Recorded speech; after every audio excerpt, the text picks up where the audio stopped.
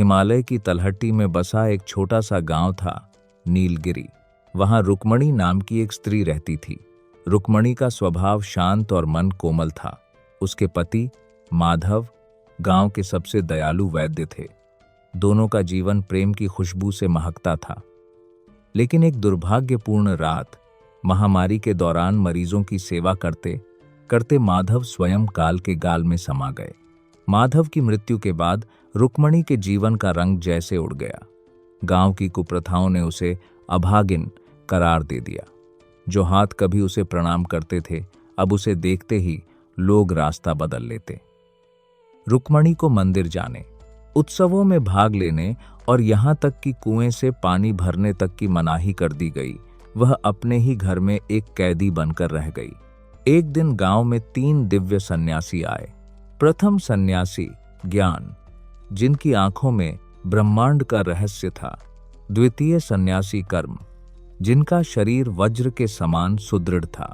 तृतीय सन्यासी करुणा, जिनके चेहरे पर मां जैसी ममता थी। गांव वालों ने उनका भव्य स्वागत किया, लेकिन सन्यासी सीधे रुक्मणी की टूटी हुई झोपड़ी के बाहर जाकर खड़े हो गए। गांव के मुखिया ने कहा, महाराज, वह तो अशुभ है, आप हमारे महलनुमा अतिथि गृह में चलिए। सबसे वृद्ध सन्यासी ने कहा, जहां अंधेरा सबसे गहरा होता है, वहीं दीपक की सबसे ज्यादा जरूरत होती है। सन्यासियों ने रुक्मणी को 3 ऐसी चुनौतियां दीं जो सावित्री की कहानी से अलग और गहरी थीं। 1. पहली चुनौती, वाणी का संयम, मौन की शक्ति। सन्यासियों ने उसे 3 दिन तक पूर्ण मौन रहने को कहा, चाहे कोई उसे कितना भी अपमानित क्यों न करे। गांव के युवाओं ने उसे चिढ़ाया, उस पर पत्थर फेंके, लेकिन रुक्मणी शांत रही। इस मौन ने उसे सिखाया कि बाहर का शोर तब तक चोट नहीं पहुंचा सकता जब तक हम उसे भीतर जगह न दें। 2. दूसरी चुनौती, शून्य से सृजन, ममता की शक्ति। सन्यासियों ने उसे एक सूखा हुआ पौधा दिया और कहा, इसे अपने आंसुओं से नहीं, बल्कि अपने श्रम से हरा भरा करो। रुक्मणी ने मीलों दूर जाकर पानी लाया, खाद बनाई और उस सूखे ठूंठ की सेवा की। कुछ ही दिनों में उसमें लाल फूल खिल उठे। यह इस बात का प्रतीक था कि एक अकेली स्त्री भी बंजर जीवन में हरियाली ला सकती है। 3. तीसरी चुनौती, अंतिम भय का सामना, काल की परीक्षा। सन्यासियों ने उसे श्मशान के पास एक रात ध्यान करने को कहा।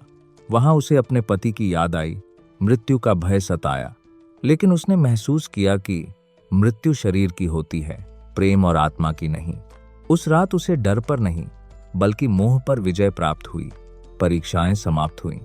जब रुक्मणी गांव लौटी तो उसके चेहरे पर अब विधवा की लाचारी नहीं, बल्कि एक सिद्ध महापुरुष का तेज था। उसी समय गांव में वही महामारी फिर से फैली। जहां सब डरकर भाग रहे थे, रुक्मणी ने अपने पति द्वारा सिखाए गए आयुर्वेद के ज्ञान का उपयोग किया। उसने दिन रात एक कर मरीजों की सेवा की। जो लोग उसे मनहूस कहते थे, आज वही उसके द्वारा दी गई जड़ी बूटियों से जीवन दान पा रहे थे।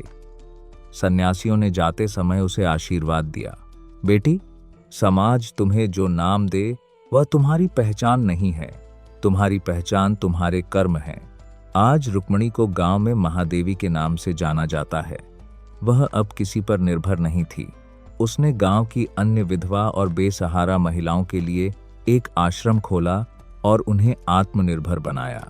शिक्षा, जीवन का कठिन दौर हमें तोड़ने के लिए नहीं, बल्कि हमारे भीतर छिपी हुई शक्ति को जगाने के लिए आता है।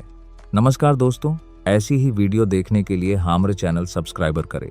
Thanks for watching.